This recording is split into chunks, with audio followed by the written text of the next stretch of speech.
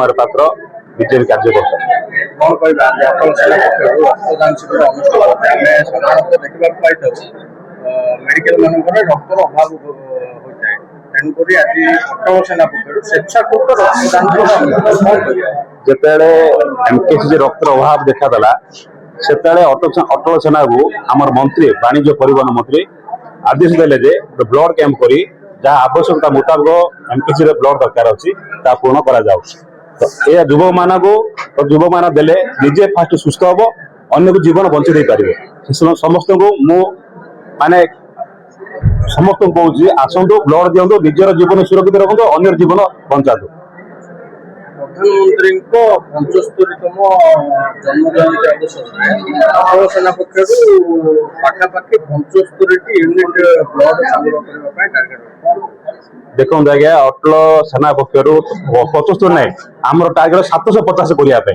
Next time जो 750 हम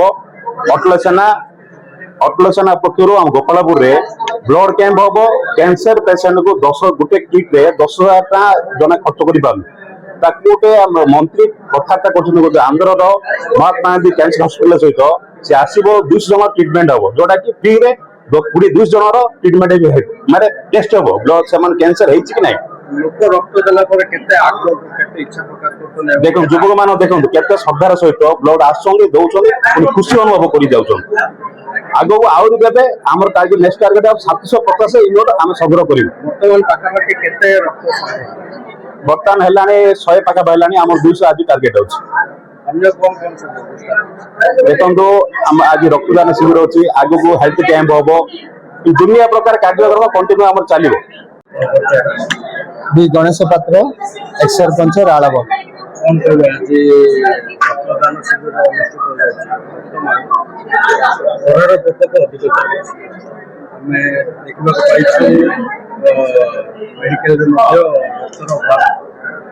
medical medical रक्तर अभाव बोली तो हमने ब्लड कैंप करे खरा खरा दिन खरा हवा आगा तेणुक समस्त सकाल सकाल आरंभ भी होती भल ग्रोथ भी होती हाँ लोके बहुत लोक निज इच्छा आम गोपालपुर निर्वाचन मंडल प्राय लोक आसी स्वेच्छा रक्तदान कर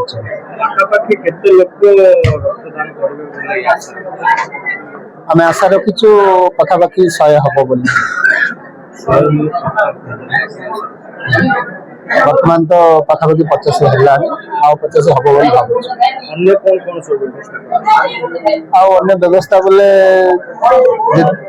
खाଇବା ପିଇବା ସବୁ ବ୍ୟବସ୍ଥା ହେଇଛି अमूल कूल अणाई पिलाने देवाई सब प्रकार व्यवस्था फल अणाई फ्रुट्स समस्त देवाई सब व्यवस्था करा गंजाम जिला रंगेलुंडा ब्लॉक अंतर्गत राळब ठारे अटल सेना पक्षरु युवक भाई मानक द्वारा एक रक्तदान शिविर आयोजन करा जायथिला। एही अवसर रे गंजाम जिला बीजेपी उपसभापति श्री गंगाधर शतपथी, युव बीजेपी नेता सुनील कुमार पात्र, पूर्वतन सरपंच बी गणेश पात्रଙ୍କ द्वारा एही सभार शुभ उद्घाटन करा जायथिला। एही अवसर रे पाखापाखि 100 रु ऊर्ध्व रक्त संग्रह होइथिबा बेले गोपालपुर निर्वाचन मंडली एवं आखपाख अंचलर समस्त युवकर्मी माने एवं युवक माने योगदान करी स्वेच्छाकृत भावे निज स्व इच्छा रे आसी रक्तदान करिथिबा सूचना मिलिछि। एही अवसर रे अटल युव बाहिनीर समस्त सदस्यंक सह रंगीपुर पंचायतर समस्त भारतीय जनता पार्टीर नेताकर्मी माने जोग देथिले। एथि सह गंगाधर शतपथी, सुनील कुमार पात्र, बी गणेश पात्र, शंभुशेखर मिश्र, गुरुनाथ खुंटिया, कविराज खुंटिया, गोपीनाथ महाराणा समेत बहु युवक माने योगदान करी एही कार्यक्रमटी को सुरखुरुरे परिचालना करिथिले। शुभम कुमार पंडांको रिपोर्ट, न्यूज 10 ओडिशा।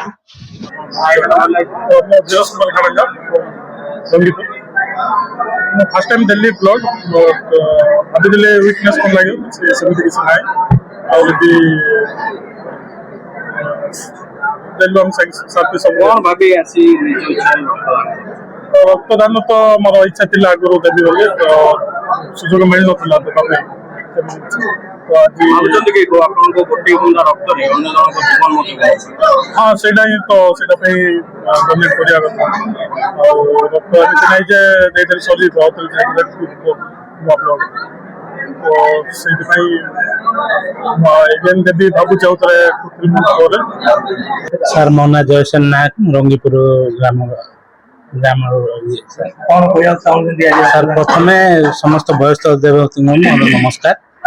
ମୁଁ କହିବାକୁ ଚାହୁଁଛି ଆମର ଯାହା ଯୋଉ ଆମର ଯୋଉ ୟୁନିଟ୍ ରକ୍ତ ପାଇଁ ଯୋଉ ଯାହା ଆମର ଥିଲା ଆୟୋଜନ ଥିଲା, ତାଠୁ ଯୋଉ 100 ୟୁନିଟ୍ ଉପରେ ଯୋଉ ରକ୍ତଦାନ ହେଇଛି, ସେଥିପାଇଁ ମୁଁ ଧନ୍ୟବାଦ ଦେବି। ଆଉ ଆଗକୁ ହଉ ସମସ୍ତେ ରୋଗୀ ମାନେ ମଧ୍ୟ ଉପକୃତ ହୁଅନ୍ତୁ, ସେଥିପାଇଁ ମୋର ଅନୁରୋଧ ସାର୍। ଆପଣଙ୍କ ପରିଚୟଟା? ଗୁରୁନାଥ ଖୁଣ୍ଟିଆ, ରଙ୍ଗିପୁର ଗ୍ରାମବାସୀ।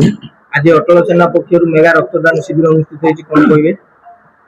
ଅଟଳ ସେନା ଇଏ ଖାଲି ଅଟଳ ସେନା ନଥିଲା, ବାଜପେୟୀଙ୍କର ଗୋଟେ ଆହ୍ୱାନ ଥିଲା। ଅଟଳ ଯିଏକି ପାକିସ୍ତାନକୁ ଥରେଇ ଦେଇଥିଲେ, ତାଙ୍କ ସେନା ମାନେ ଅଟଳ ସେନା। ଅଟଳ ସେନା ଆଜି ଯୋଉ ପ୍ରକାର ଉତ୍ସାହ ଦେଖେଇଛନ୍ତି, ମୁଁ ଭାବୁଛି ଆଉ କୋଉ ସେନା କମ୍ପ୍ରମାଇଜ କରିପାରିବନି ତା ସହିତ। ଆଜି ରକ୍ତଦାନ ଶିବିରର ସଫଳତା ପରେ ନେଇ ଶୁଣନ୍ତୁ, ରକ୍ତଦାନ ଶିବିର କହିଲେ ଏହା ତ ଆମର ପ୍ରଥମ ନଥିଲା, ଏହା ଥିଲା ଗତ ବର୍ଷ ବି ଆମେ କରିଥିଲୁ। ଠିକ ଏଇ ସମୟରେ ଆମର 36 ୟୁନିଟ୍ ରକ୍ତ କଲେକ୍ସନ ହେଇଥିଲା, ଯାହାକି ଆମେ ଭାବିଥିଲୁ ଏଥର 50 ହବ କି ତାରୁ କମ ହବ କି ଅଧିକ ହବ, କିନ୍ତୁ ପିଲାମାନଙ୍କ ଉତ୍ସାହ ଦେଖି ଆମର ଏବେ ସୁଦ୍ଧା 100 ୟୁନିଟ୍ ବ୍ଲଡ କଲେକ୍ଟ ହେଇସାରିଲାଣି।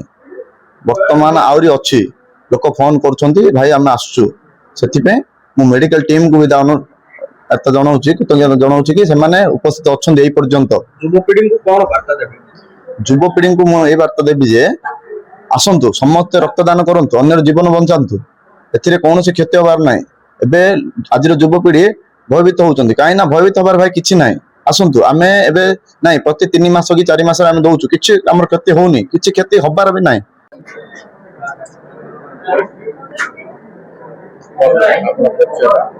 ବ୍ରଜମୋହନ ନାୟକ, MLA ବ୍ଲକ ପ୍ରତିନିଧି।